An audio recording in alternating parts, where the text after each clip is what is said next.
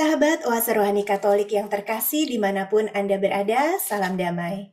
Senang sekali pada kesempatan hari ini kita bisa berjumpa kembali melalui acara Oase Rohani Katolik dan saat ini sudah hadir di tengah ruang dengar Anda dan juga ruang visual kita bersama Pastor Canisius Rudi Saleh CDD yang akrab kita sapa dengan Pastor Rudi bersama dengan saya Immaculata Raufi. Halo, Pastor Rudi, apa kabar hari ini, Pastor?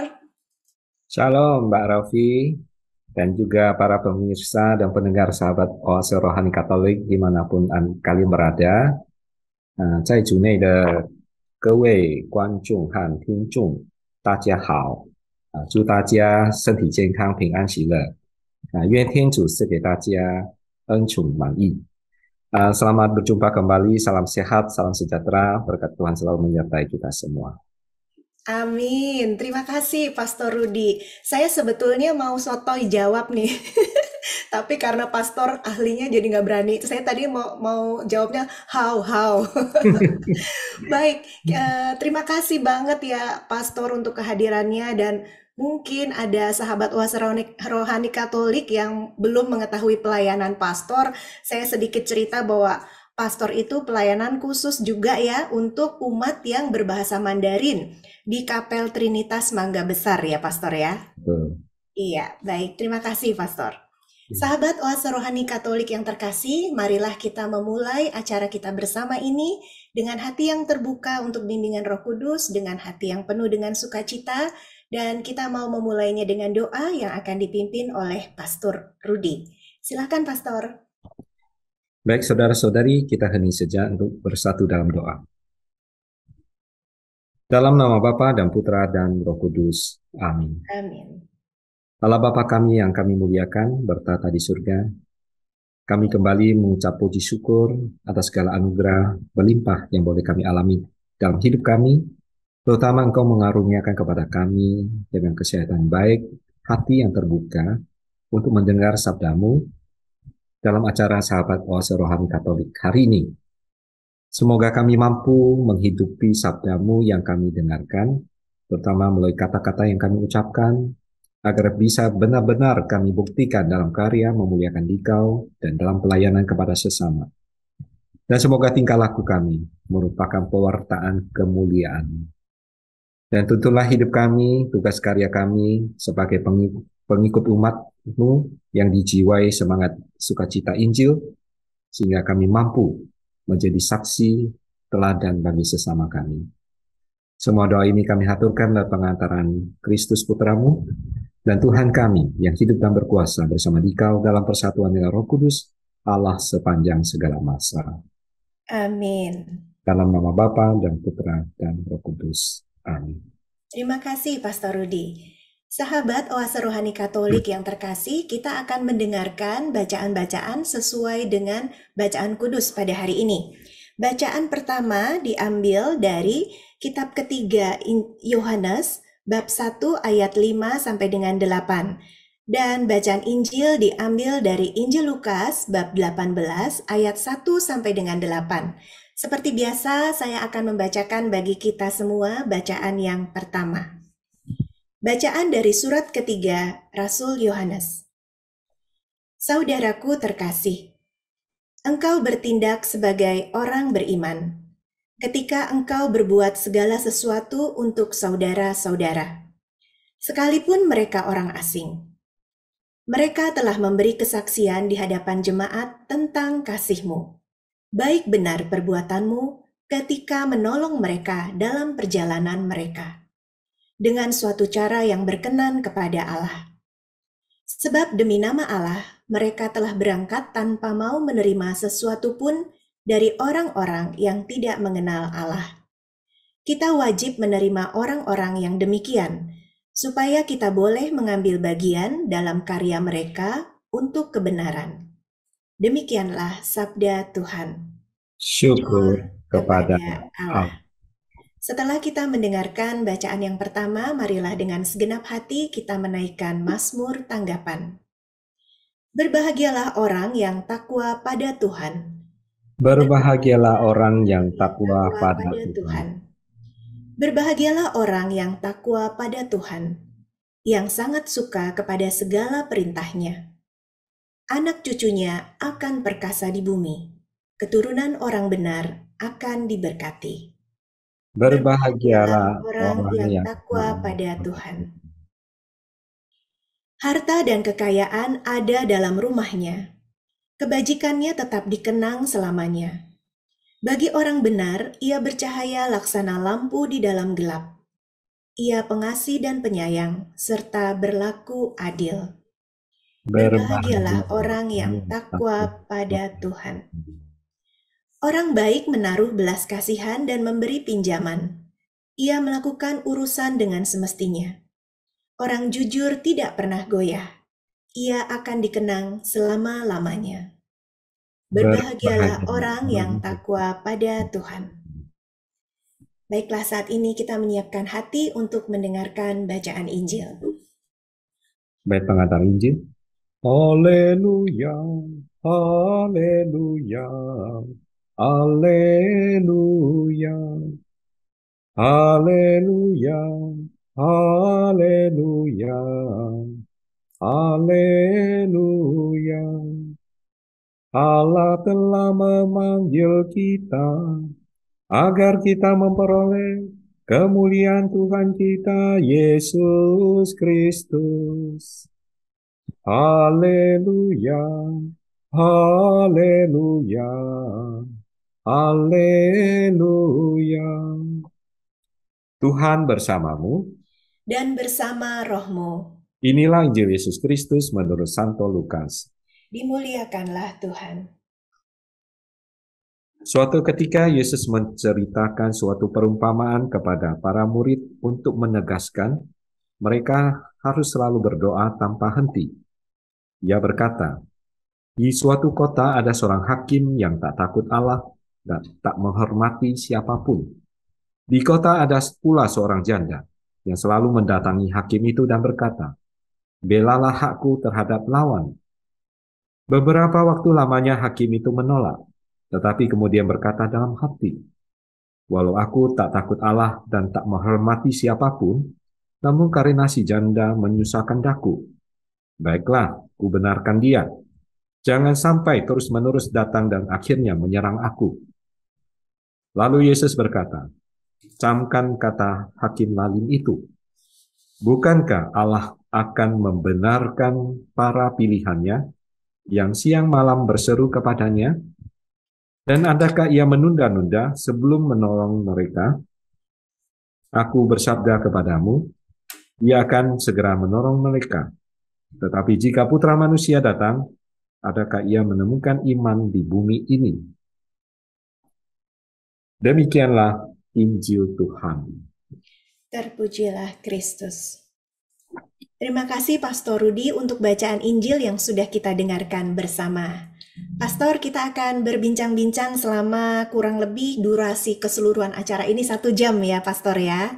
Pasti akan ada banyak hikmat yang dapat kita petik pada hari ini. Pastor, tadi ketika saya dan sahabat semuanya mendengarkan bacaan pertama itu cukup singkat ya Pastor ya, yang dari surat ketiga Rasul Yohanes itu tadi. Kiranya pesan-pesan atau hikmat apa yang bisa kita petik dari bacaan tadi, Pastor? Baik, sebagai pembuka, surat ketiga Rasul Yohanes merupakan surat terpendek ya di Perjanjian Baru, dan surat ini hanya terdiri dari 1 pasal dan terdiri dari 15 ayat. Di surat ketiga Rasul Yohanes ini seluruhnya berbicara tentang mendukung para pewarta Injil, dan surat Yohanes ini ditujukan sebenarnya kepada seorang bapa atau sahabatnya yaitu Gaius. Nah, karena Yohanes ini sudah mendengar cerita dari para pewarta Injil yang bersaksi di gerejanya Yohanes tentang apa yang mereka alami di gereja Gaius itu. Kemudian mendorong Yohanes untuk memberikan apresiasi kepada Gaius.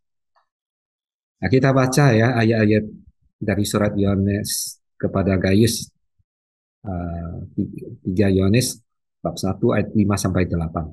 Jadi bab 1 ayat 5, saudaraku yang terkasih, Saudaraku yang terkasih, maksudnya siapa itu? Maksudnya Gaius ya. Engkau begitu setia dalam segala usahamu untuk saudara-saudara. Saudara-saudara ini siapa? Maksudnya para utusan atau pewarta Injil. Lalu sekalipun mereka adalah orang-orang asing. Nah, maksudnya mereka itu bukan berasal dari gerejamu sendiri. Nah, ayat 6, mereka telah memberi kesaksian di hadapan jemaat. Nah, maksudnya jemaat Yohanes tentang kasihmu.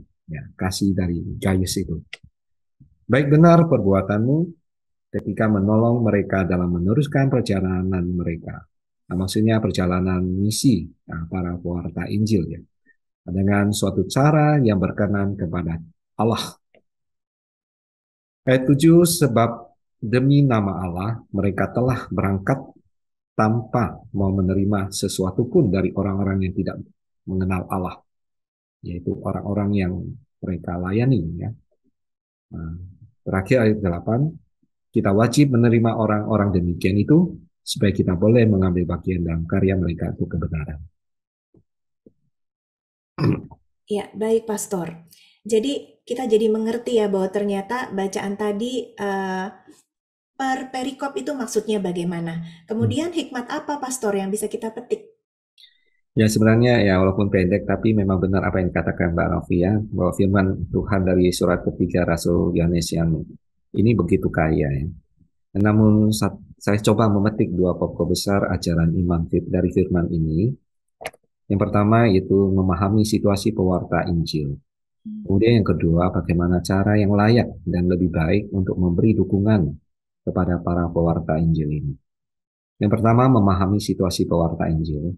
Jadi dari dulu sampai sekarang, sebagian besar manusia ya, memilih untuk tetap tinggal di tempat di mana mereka dilahirkan atau dibesarkan. Nah, banyak orang tidak pernah keluar jauh dari daerah kelahiran atau asal mereka. Nah, timbul pertanyaan bagaimana cara untuk orang-orang ini dapat mendengarkan Injil ya. Kalau di antara mereka itu memang tidak ada orang yang percaya. Nah, tidak ada jalan lain, melainkan harus ada murid-murid Yesus dari daerah yang lain yang meninggalkan tempat mereka, memilih untuk tinggal di antara masyarakat yang belum mengenal Allah. Kita sebut mereka masyarakat terabaikan untuk menyaksikan kasih Tuhan Yesus di antara mereka, supaya mereka tidak hanya mendengar khotbah, melainkan supaya mereka juga dapat menyaksikan kehidupan orang-orang yang ikut Tuhan Yesus. Kemudian ada tiga hal yang ditekankan dalam firman Tuhan tentang orang utusan atau pewarta Injil ini. Yang pertama, mereka telah berangkat pada ayat ke-7 ya. Kita lihat mereka yang berangkat ini tinggalkan tempat kelahiran dan asal mereka dengan tujuan supaya masyarakat di tempat lain dapat mengenal Injil dari dekat, dapat bertanya dan dapat merasakan kasih Tuhan Yesus secara nyata. Hal berpisah dengan keluarga, hal berpisah dengan kerabat, dengan lingkungan, dengan gereja sendiri bukan hal yang mudah ya.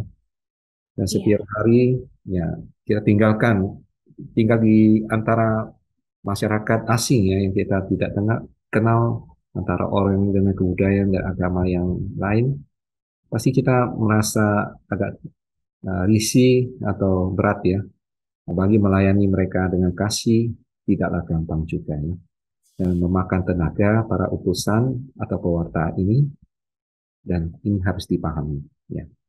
Kemudian yang kedua, apa kiranya yang mendorong para pewarta Injil untuk melakukan hal itu walaupun sulit?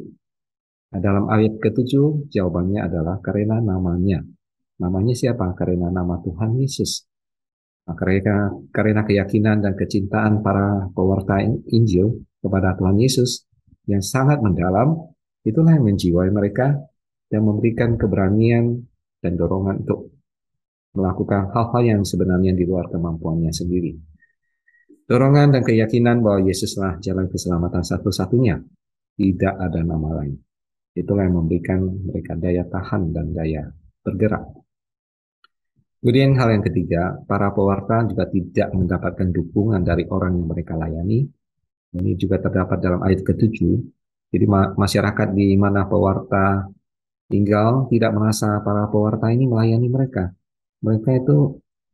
Maka mereka tidak didukung oleh masyarakat setempat. Jangankan tidak didukung, para utusan atau pewarta ini malah harus menghadapi tekanan, tuntutan, kecurigaan, cemooh, dan hal-hal yang tidak enak yang lain dari masyarakat setempat.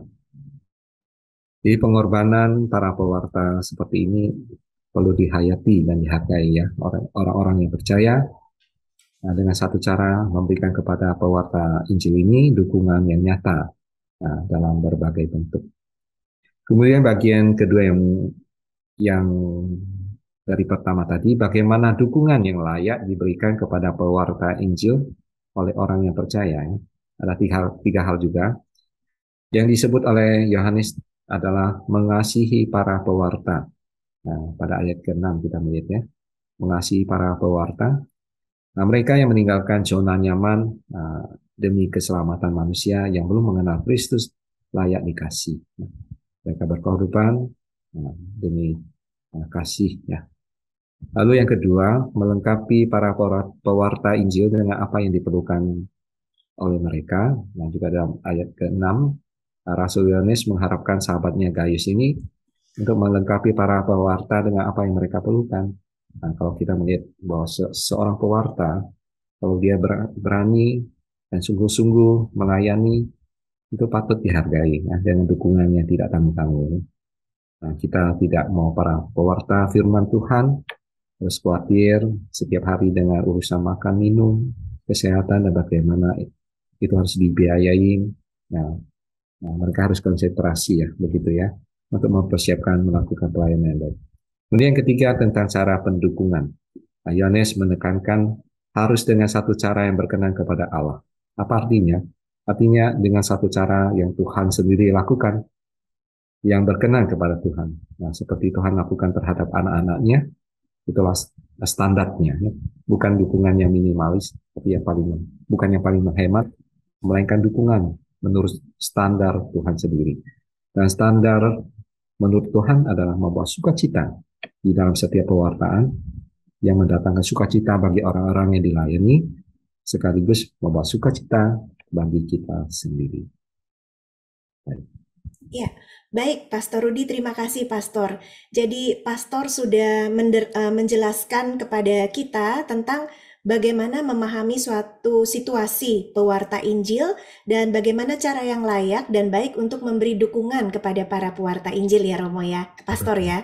Pastor, ini saya tertarik nih dengan pemaparan Pastor ya tentang memahami situasi pewarta Injil. Ternyata memang seperti yang Pastor katakan tidak mudah untuk meninggalkan daerah asal, masuk ke tanah misi, kemudian di sana budayanya berbeda, orang-orangnya berbeda, dan Pastor harus bukan hanya berkhotbah tapi benar-benar hidup di dalam kasih Allah ya Pastor ya. Nah, kalau boleh bertanya, kalau Pastor sendiri asalnya dari mana nih Pastor Rudi? Biar semakin kenal semakin sayang ya, sahabat Oase Rohani. Nah, saya bukan orang Jakarta, tapi ya asal kampung halaman saya di Kalimantan Barat, di kota Pontianak ya. Oh, dari Pontianak ya, Pastor ya. Betul. Pertama kali Pastor ditugaskan kemana, Pastor? Saya setelah tabisan, saya pernah di kota Malang, terus kembali ke kota Pontianak ya, menjabat sebagai ya kepala sekolah di SMA Binaan Kongregasi Murid-Murid Tuhan atau CDD sendiri. Selama 6-7 tahun ya. Lalu pindah ke Jakarta. Pindah ke Jakarta, baik Pastor. Nah, Pastor ketika melayani pewartaan di sekolah nih, Pastor, menghadapi murid-murid ya, gimana tuh Pastor? Kan namanya siswa-siswi itu kan ada yang baik nurut, ada yang kalau bahasa Jermannya angel dikandani. Bahasa Jawanya susah dibilangin gitu Pastor ya. Kasih apa atau kasih seperti apa yang Pastor tunjukkan sehingga anak-anak tuh bisa mengikuti kehendak Tuhan gitu ya, sebagai anak Tuhan. Baik, saya merasa bersyukur ya ketika bisa berpastoral juga melaksanakan tugas di persekolahan yang memang yang saya hadapi memang anak-anak muda semuanya, dengan guru, dan andalan saya adalah memakai jubah. Ya, Saya Ada tampil otoritas ya. saya tampil dengan jubah. Biasanya memakai jubah di mana-mana dan waktu upacara masuk kelas, pertemuan dengan orang tua, pertemuan dengan guru. Nah, andalan saya adalah jubah itu ya.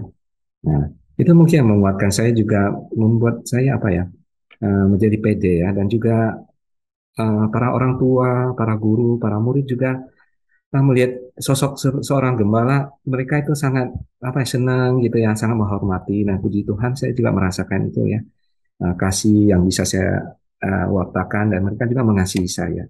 Saya sungguh sungguh merasakan. Ada peristiwa begini ya, jadi lucu sekali. Mm. Jadi anaknya nakal terus dihukum oleh guru. Nah, dalam hal ini waka kesiswaan ya, wakil kepala sekolah bagian kesiswaan. Dan waka kesiswaan ini agak ya bagaimana ya, agak rada kasar gitu ya.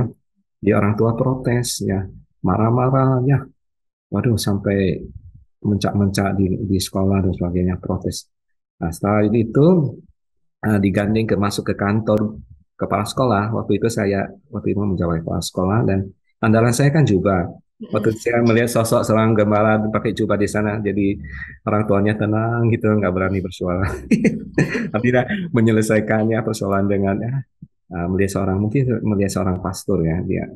Jadi apa ya uh, menghormati gitulah ya. Nah, saya juga ya nggak enak jadinya ya, tapi ya memang itulah andalan kita ya.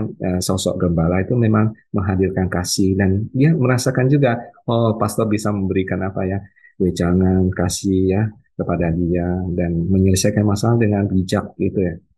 Dan saya selalu menasihati anak-anak ya, guru mengajar anak-anak supaya kalau memanggil di sekolah melihat suster jangan panggil mbak, panggil suster ya. Melihat Iya. pastor jangan panggil pak, pak, pak, ya panggil pastor ya, frater.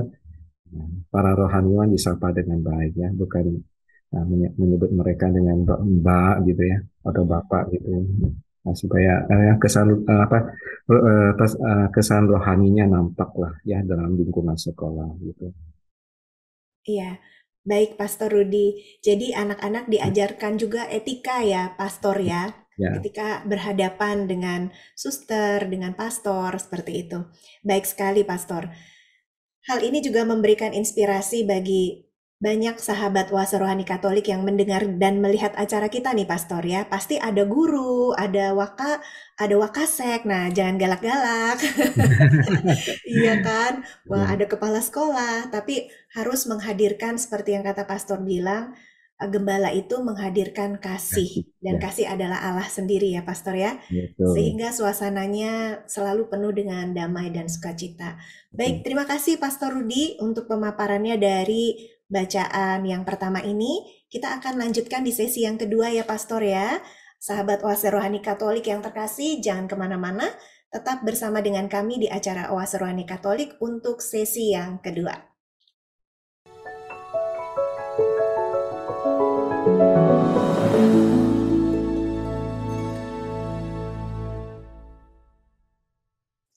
Sahabat Oase Rohani Katolik yang terkasih dimanapun Anda berada, kita jumpa lagi dalam acara Oase Rohani Katolik dan masih bersama dengan Pastor Rudi dan juga saya Immaculata Raufi. Pastor, pada sesi yang kedua ini kita ingin mendengarkan kabar baik Pastor tentang bacaan Injil yang tadi kita sudah dengarkan bersama. Seperti apa Pastor? Baik, saat menghadapi cobaan, banyak orang memutuskan untuk menjadikan doa ya sebagai usaha terakhir. Saya mengenal seorang temannya yang sedang berjuang mati-matian melawan kanker. Nah, ketika orang-orang melihat kanker itu semakin memburuk dan tubuhnya makin lemah, salah seorang anggota keluarga berkata, "Ya, kita telah mencoba segalanya. Saya kira inilah saatnya kita mulai berdoa." Nah, seorang teman juga sedang menghadapi masa-masa sulit di pandemi COVID-19 dalam usaha pekerjaan. Itu merupakan krisis besar ya, sangat berpengaruh terhadap dirinya dan masa depan perusahaannya. Dia tidak mampu mengatasinya. Akhirnya dia berkata, saya telah mencoba segalanya yang saya ketahui dan untuk keluar dari situasi ini, tetapi tidak berhasil juga. Ini saatnya, mari kita mulai berdoa. Dari dua contoh peristiwa ini, doa telah dipandang ya sebagai jalan keluar terakhir untuk mengatasi masalah. Hanya setelah pilihan-pilihan lain tersisihkan, maka orang-orang mengambil keputusan untuk berdoa. Doa akhirnya menjadi usaha terakhir ketika sudah tidak ada jalan lain. Saudara-saudara, doa seharusnya menjadi tindakan pertama atau langkah awal yang harus kita lakukan ya, bukan tempat pelarian terakhir. Nah, Yesus sendiri saja memberi contoh ya, sering menyendiri dan berdoa kepada Bapanya di surga, terutama ketika ia akan mengambil suatu keputusan besar. Jadi saudara-saudara, ada sebuah pepatah yang bagi kita tidak asing lagi ya, itu di mana ada kemauan, di situ ada jalan. Nah, banyak contoh yang kita dapatkan dari hidup ini tentang kebenaran pepatah itu. Nah, dalam Injil Lukas hari ini, sebuah contoh yang mirip tentang kebenaran yang diberikan oleh Yesus dalam perumpamaan hakim yang lalim dan seorang janda. Tetapi melalui perumpamaan ini, Yesus ingin menekankan agar kita selalu berdoa dengan tidak jemu-jemu. Nah, seorang janda di masa itu termasuk orang kecil, orang yang tanpa perlindungan terus-menerus datang untuk meminta bantuan kepada seorang hakim. Hakim itu adalah hakim yang lain dan benar-benar jahat. Dia menolak membela hak si janda untuk beberapa waktu. Namun akhirnya ia tergerak juga untuk membela hak si janda karena kekhawatiran akan akibat yang ia tanggung. Jadi melalui perumpamaan ini, Yesus ingin membandingkan dua hal, yaitu sisi hakim yang tidak berperasaan dan juga Allah yang berbelas kasih. Si hakim yang lalim itu saja mau bertindak sesuai permintaan yang terus-menerus, apalagi Allah kita yang maha baik. Nah, dalam Injil hari ini Yesus menegaskan bahwa Allah akan membenarkan orang-orang pilihannya yang siang malam berseru kepadanya. Nah, Yesus di sini menantang ketegaran iman kita ya. Pernah ada seorang umat yang mengeluh, sekarang saya tidak mau berdoa lagi, percuma. Aku sudah berdoa setiap hari, sampai novena segala, tetapi masalahku tetap saja tidak ada jalan keluarnya. Tuhan tidak mengabulkan doaku. Ini nada keputusasaan seperti ini sering kita terdengar ya dari siapapun juga. Namun perlu diketahui dan ditekankan kepada kita bersama bahwa Tuhan selalu memberikan atau mengabulkan apa yang terbaik bagi kita ya. Nah, bukan yang mengenakkan kita sebenarnya. Nah, saya garis bawahi mengabulkan yang baik bagi kita, yang terbaik, yang bukan yang membuat kita enak. Yang membuat kita enak itu belum tentu baik untuk kita. Ya. Nah, dengan demikian kita akan semakin disadarkan bahwa doa kita bukanlah melulu dengan banyak permohonan saja. Namun yang paling penting di dalam doa kita selalu berusaha ya mencari kehendak Allah bagi kita. Ya, Allah yang Maha Pengasih pasti tahu apa yang terbaik bagi kita. Dia pasti mengabulkan doa kita apabila memang itu baik bagi kita. Ya. Lalu bagaimana kehidupan doa kita selama ini? Nah, sudahkah kita membiarkan diri kita dituntun oleh Allah sendiri dan tunduk taat kepada Allah apa jadi kehendaknya, atau kita memaksakan kehendak kita kepada Allah dengan meminta banyak permohonan? Jadi pertanyaan terakhir dari Yesus dalam Injil hari ini sungguh sangat menarik juga. Yesus mengatakan apa? Jika anak manusia itu datang, adakah ia mendapati iman di bumi? Dengan pertanyaan ini, Yesus menantang kita agar tetap setia dalam iman dengan berdoa yang tak kunjung putus, walaupun permohonan kita tidak dikabulkan. Nah, namun kita dengan penuh keyakinan dan kepercayaan bahwa Tuhan akan memberikan sesuatu yang terbaik dalam hidup kita. Jadi saudara-saudara yang terkasih, doa bagi umat Katolik adalah ungkapan iman yang membuat hidup selalu terkait erat dengan Tuhan, menjalin hubungan yang erat dengan Tuhan. Nah, kita tidak berdoa bagi Allah yang masih harus dibujuk, digoda, dipaksa untuk menjawab doa kita, bukan begitu ya. Nah, kita berdoa bagi Allah yang mempunyai memang mempunyai kesukaan untuk menjawab dan memberi. Nah, kalau kita mengingat hal itu, maka cukup bagi kita untuk berdoa kepadanya dengan hati yang teduh sambil mengucapkan apa? Jadilah padaku seperti yang kau ingini. Ya. Jadi oleh sebab itu kita mesti senantiasa membangun suatu sikap pasrah kepada kehendak Tuhan, nah, terlebih menghadapi berbagai cobaan, tantangan hidup sehari-hari, sehingga kita bisa menjalin relasi yang erat dengan Tuhan melalui doa-doa kita. Ya, baik Pastor. Terima kasih Pastor.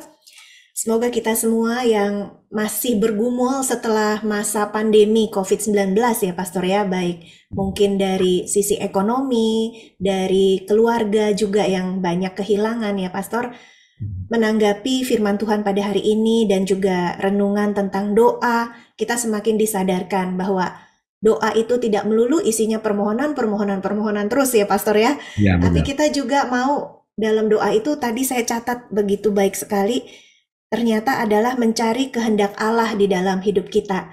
Sehingga kita bisa berkata, terjadilah padaku menurut kehendakmu. Tapi nggak mudah ya Pastor ya. Ya. Nanti Pastor doain kita ya, biar beroleh rahmat, biar bisa tekun dan setia. Baik, pastinya Pastor ada pengalaman pribadi nih tentang doa ya. Boleh dong Pastor cerita-cerita sama kami ya Pastor ya, pengalaman itu. Silahkan Pastor. Ya, saya pernah ya mengalami pengalaman iman yang cukup menyadarkan saya ya agar lebih serius dan fokus dalam menjalankan doa-doa pribadi saya maupun dan terutama ya mendoakan orang lain. Nah, pernah suatu hari seorang ibu meminta saya untuk mendoakan anaknya yang akan mengikuti ujian skripsi meraih gelar sarjana. Saya mengiyakan dan berjanji akan mendoakan anaknya di dalam intensi perayaan Ekaristi. Ya. Jadi selang beberapa hari kemudian, ya sang ibu itu datang ke pastoral dengan raut muka yang penuh sukacita sambil membawa satu porsi masakan yang harum, yaitu ceker ayam ya, buatan sendiri. Nah, lalu si ibu ini berkata, terima kasih pastor atas doanya. Anak saya sudah lulus ujian sarjana kemarin. Nah, ini ceker ayam buatan saya sendiri untuk pastor sebagai tanda syukur dan terima kasih dari kami dari keluarga. Nah, saya tentu saja saat itu uh, sebenarnya harus gembira ya, tapi saya jadi kaget dan tertegun ya dan blank. Kenapa? Nah, perasaan saya jadi kacau dan malu bercampur aduk karena saya sendiri sama sekali belum sempat mendoakan anaknya yang akan ujian skripsi, alias saya lupa mendoakan intensi yang diminta sang ibu tersebut beberapa hari yang lalu. Nah, terus terang peristiwa ini cukup membuat saya shock dan malu, nah, serta merasa bersalah begitu ya, karena tidak fokus dan telah melalaikan kewajiban saya untuk mendoakan umatnya. Nah, tapi untung ya Tuhan Maha Baik. Anaknya berhasil lulus ujian skripsi dan meraih gelar sarjana ya. Mungkin berkat doa-doa juga dari saudara-saudara kita yang lainnya. Nah, kalau tidak, bagaimana ini kelanjutannya? Saya berpikir dalam hati. Jadi saudara-saudara, sejak saat itu, saya mulai ya rajin dan telaten mencatat setiap permintaan intensi doa dari umat, dari siapa saja. Nah, saya catat ke dalam catatan pribadi saya dan selalu saya periksa setiap saat. Ya, selalu saya update juga dan saya selalu ingat ya untuk mendoakan umat yang meminta doa. Nah, itu pengalaman saya. Baik, terima kasih Pastor. Terima kasih juga untuk kejujuran Pastor ini bercerita ya. Jadi mengakui juga bahwa ternyata Pastor juga pernah melakukan kelalaian. Tetapi hal itu kemudian sama Pastor menjadikan justru suatu titik tolak untuk menjadi lebih baik ya Pastor ya. Benar sekali. Amin, amin, Hmm. amin. Semoga kita semua dapat semakin setia dalam doa-doa kita Pastor. Ya, puji Ya. Tuhan.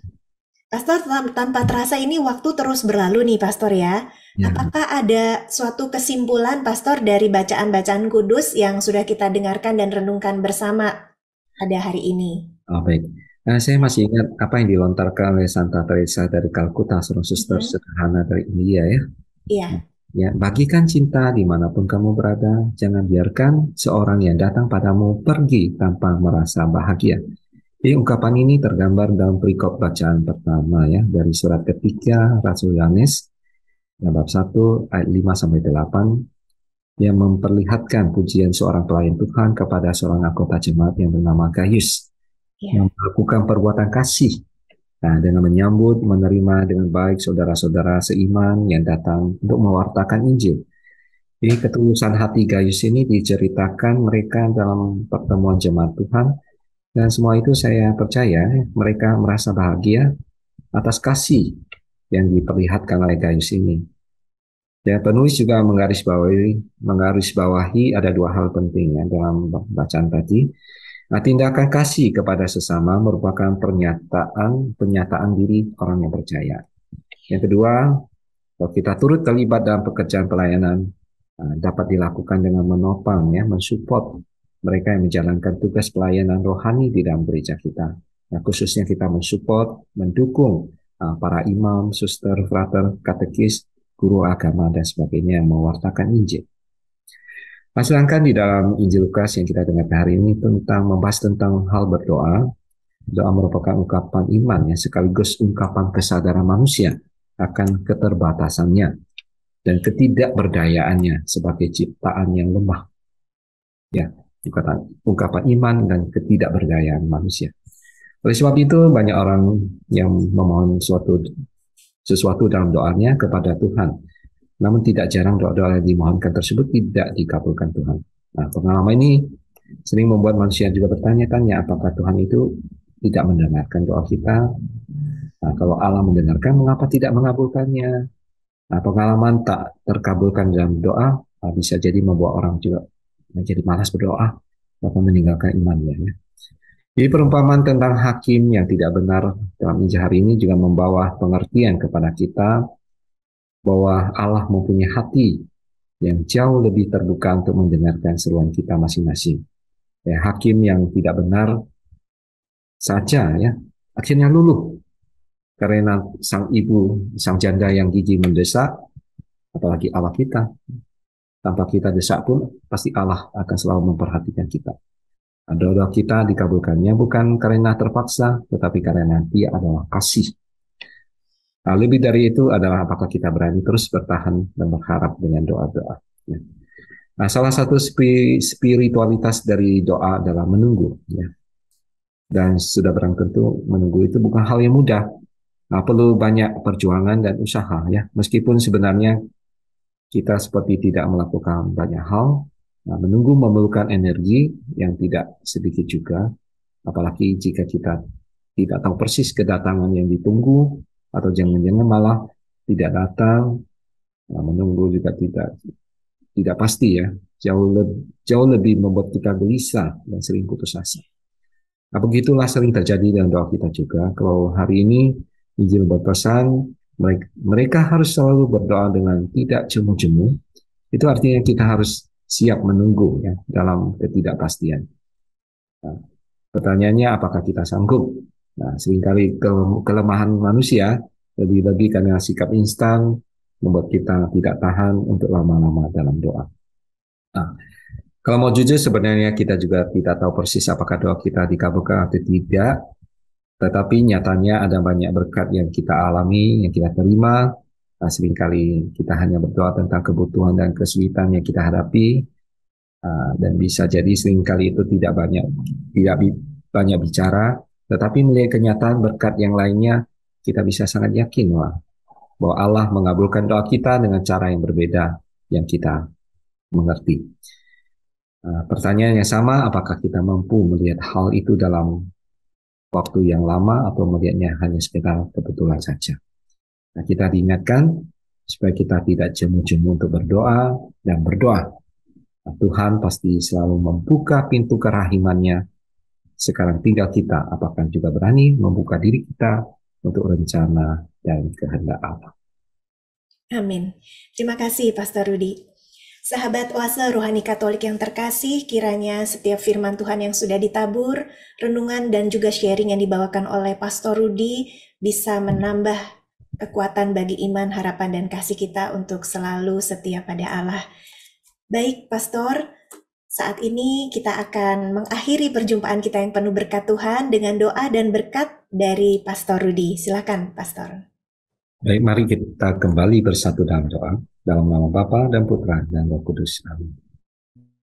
Allah Bapa yang Maha Baik, kami kembali bersyukur kepadamu atas segala penyertaan dan bimbinganmu dalam menghayati sabdamu melalui acara Sahabat Oase Rohani Katolik hari ini.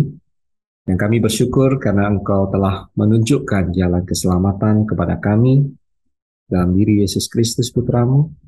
Semoga sabdamu yang telah kami dengar sungguh menjadi bekal perjalanan hidup kami untuk mewujudkan cinta kasih, keadilan, dan damai sejahtera, serta untuk memasuki kerajaan-Mu yang abadi.